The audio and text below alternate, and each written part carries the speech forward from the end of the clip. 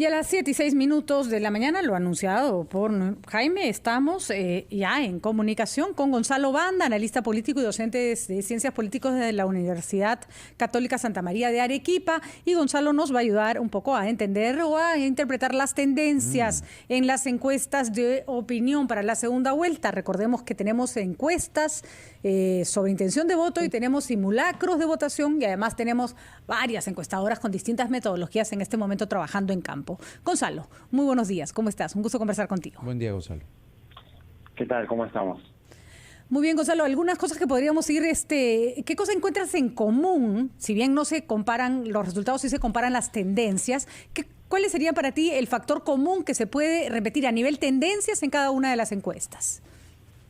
Bueno, lo que hemos visto es que ya ha habido desde hace varias semanas un estancamiento de la postura del candidato Castillo. Creo que en eso coinciden tanto la encuesta que no ha salido ayer, que es Datum, pero sobre todo también Ipsos, CPI, ¿no?, que hemos visto ayer, y el mismo IEP, que los ponen en un mismo rango a Castillo, incluso algunos con una pequeña caída, pero digamos que Castillo está ahí, no ha crecido, no ha ganado mucho voto. Al contrario, en algunos desagregados, especialmente por regiones, ha perdido algunos puntos, ¿no? Y por otro lado, tenemos la otra tendencia al alza de Keiko Fujimori, que ha venido creciendo, si bien no considerablemente en la última semana, porque el gran estirón lo pegó hace ya 2 semanas, y después ya le está costando crecer, ¿no? Si bien ha crecido algunos puntos, tanto sobre todo en la encuesta de Ipsos, también en CPI ya se ve ahí un pequeño estancamiento. Creció bastante, pero de ahí se ha mantenido. Pero, por ejemplo, Gonzalo, miremos en cifras del interior, ¿no?, que es interesante, porque hace algunas semanas precisamente, con lo del estirón, como lo llamas, se decía, ¿no?, que la señora Fujimori necesitaba el norte, ¿no?, para lograr una buena puntuación, y de alguna forma lo ha conseguido, ¿no?, aunque mirando Ipsos, esta es encuesta de intención de voto. 39 la señora Fujimori, 33 Pedro Castillo. No hay mucha diferencia, pero en efecto ha conseguido el norte. En el centro y en el sur Castillo se la lleva. En el sur 59%, en el centro 53%. Repito, cifras de Ipsos, encuesta de intención de voto. ¿Cómo ves aquí, desagregando por regiones, los puntos que ambos puedan conseguir arrancharse o arrancarse para ver si la señora Fujimori da o no el volteretazo, o esta situación de pegadito que está reproduciéndose, por lo menos en las 3 encuestas, salvo IEP, ¿no?, que mantiene una distancia mayor de 5, pueda cambiar o no? Sí, importante, ¿no?, el respaldo partidario de César Acuña, no tanto por lo que significaba de endoses de votos, sino como aparato logístico, ¿no? Si había un partido que podía darle a Keiko Fujimori algún tipo de respaldo, no solamente como espaldarazo político, sino como votos, ese era pues César Acuña, ¿no? Y ciertamente haber empezado ya su gira de desplazamiento territorial a Keiko Fujimori le comienza a dar fruto, ¿no?, en esta campaña electoral. Entonces se comienza a recuperar en el norte, ¿no? Si bien está ajustado todavía el combate en el norte y Castillo está peleando, bueno, Keiko Fujimori se ha recuperado, ¿no? Y creo que es allí donde va a estar la oportunidad de Keiko de ganar. Keiko tiene que ganar el norte, ¿no? Ahora, si quiere mantenerse competitiva, ¿no? Claro, el norte, Lima, son plazas muy fuertes, que recordemos que Castillo tiene sectores, los sectores de que son más numerosos, entonces no solo es quién gana por región, sino además qué grupo socioeconómico también se va convenciendo. Pero Gonzalo, tenía una pregunta porque Ipsos hace una cosa interesante, hace un simulacro de votación y hace una encuesta de intención de voto, y lo que se nota es que los indecisos, que por supuesto a la hora que les pones una cédula ya pues tienen que elegir, ¿no es cierto? Se reparten casi de manera proporcional entre Keiko y Castillo, es decir, digamos la mitad para cada uno, por decirlo de alguna forma. ¿Crees que hay alguna posibilidad? Porque entonces el campo está en los nulos y viciados, ¿no es cierto? Es ahí donde tienes que ir a rascar, porque los otros ya sabes que se van a repartir de manera fundamental, de manera equitativa. ¿Crees que haya posibilidad de revertir el voto viciado y nulo? ¿Crees que haya posibilidad de quitarle voto al otro? ¿Cuál de los dos escenarios es más factible en estos momentos? Sí, en las últimas semanas lo que pasa en el Perú es generalmente entramos a una especie de valoración entre el temor de uno y la racionalización del voto. Eso siempre sucede, ¿no?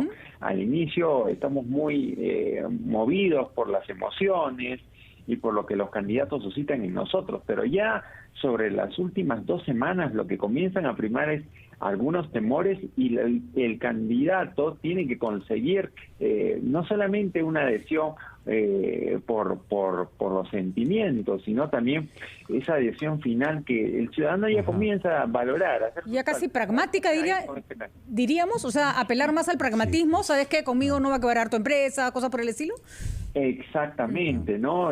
Porque ahí vas aminorando los temores que puedas tener en un caso, en este caso digamos que la propuesta de Castillo despierta más temores en algunos sectores, y la propuesta de Keiko Fujimori también representa algunos temores, pero de otra índole. En el caso del pragmatismo que bien señalan ustedes, esta semana muy probablemente tenga que ser una semana de definiciones, sobre todo para el señor Castillo, ¿no? Que mañana presenta su plan, presenta su equipo técnico, una ligera contradicción en la cronología porque él decía que los equipos técnicos son parte de una repartija, Dixit, y ahora más bien los tiene que presentar y más o menos ya se tiene un poco claro quiénes son. Ha habido una presentación el fin de semana en la Plaza Manco Cápac, personalidades como Avelino Guillén, entre otros. ¿Cómo ves la performance Castillo, mi querido Gonzalo? Porque lo que se ha dicho en las semanas anteriores es que Castillo habría tocado techo y que toda la campaña de, no soy el sistema, soy el antisistema, ¿no? Vengo a traer reivindicaciones y todo el discurso previo ya se estaría desgastando y más bien ya tiene que pasar al momento de decir cómo lo va a hacer y quiénes son precisamente quienes lo acompañan y si Cerrón o no Cerrón y Miguel del Castillo y todo este culebrón que precedió la semana pasada.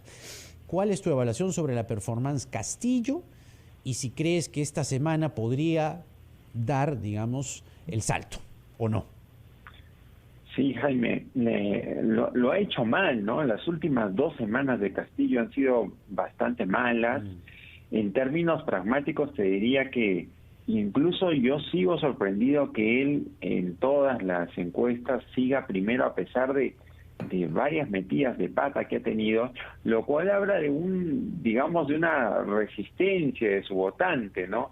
Que aparentemente si el señor Castillo se pusiera un poco más ordenado, para usar una palabra suave, no fuera tan desprolijo, ¿no? Lo que vimos el sábado fue pues una serie de desprolijidades.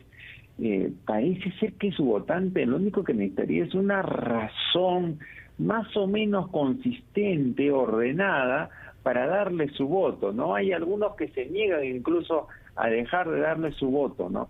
Y en eso que muchos ven un punto débil, sería interesante ver cómo se va a mover un poco ese votante que está todavía indeciso, ¿no? O que está por el voto blanco nulo. Una cosa que hace bien el IEP en eso, ve bien un poquito por quién no votaría de ninguna manera o por quién todavía no votaría.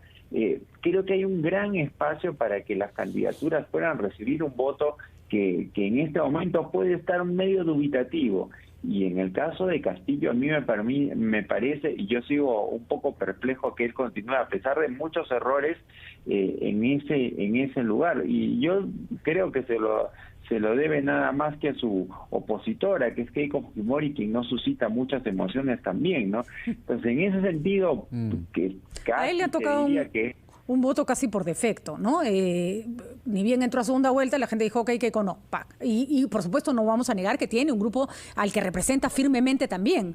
La chamba de Keiko ha sido mucho más difícil y tiene que arar mucho más para convencer que ella es una opción. Finalmente, ¿crees, Gonzalo, que en estas 2 semanas son un universo en una campaña, ¿no? Son como años perro, digamos, para otras cosas. ¿Crees 20 días más o menos, ¿no? Estos 20 días para una campaña pueden ser hasta demasiados. Las tendencias se pueden cambiar, etcétera. ¿Cuál crees que tendría que ser la apuesta de cada uno de los candidatos? ¿Lo que pasó el sábado los favorece, los perjudica? ¿El camino que está tomando Castillo lo refuerza, lo debilita? ¿Qué nuevas armas tiene que tomar Keiko? Porque Keiko también cambió de carril, o sea, cambió de estrategia rápido cuando se dio cuenta que no funcionaba, pero ya no, esa ya la hizo subir y parece que no la hace subir más. Te vamos a pedir, Gonzalo, disculpa que me extendí en la pregunta, que te quedes con nosotros un momento para nos des la respuesta después de la pausa.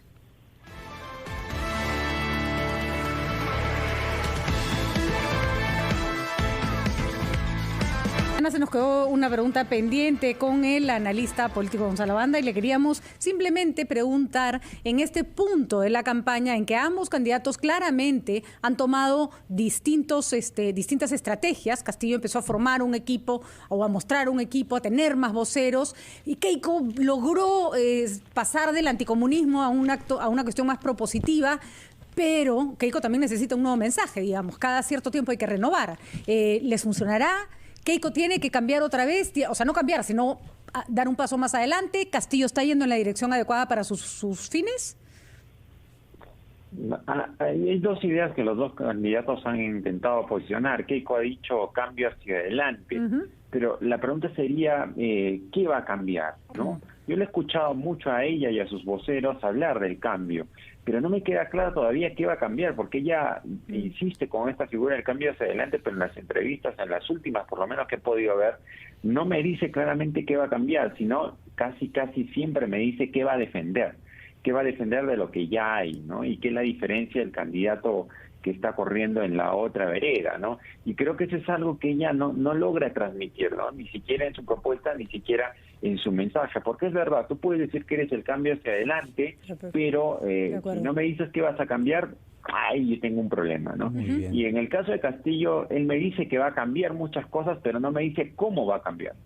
Entonces, dentro de la realidad, en el cómo, sí, Castillo tiene que saber que aunque su plan pueda ser un plan que plantee un modelo de Estado, otro modelo de economía y todo, eso tiene que defenderse con profesionales, con gente que pueda hacer los cálculos y pueda transmitir algún tipo de certidumbre a su votante de que eso no va pues generar pues una fractura. De eso precisamente vamos a hablar, Gonzalo. Muchísimas gracias. Ha sido un gusto conversar contigo, Gonzalo Banda, analista político. Decía que de eso precisamente vamos a hablar, del cómo quiere o pretende aplicar Perú Libre un programa de gobierno. Hasta la próxima, Gonzalo. Que tengas muy buenos días. Gracias, Gonzalo.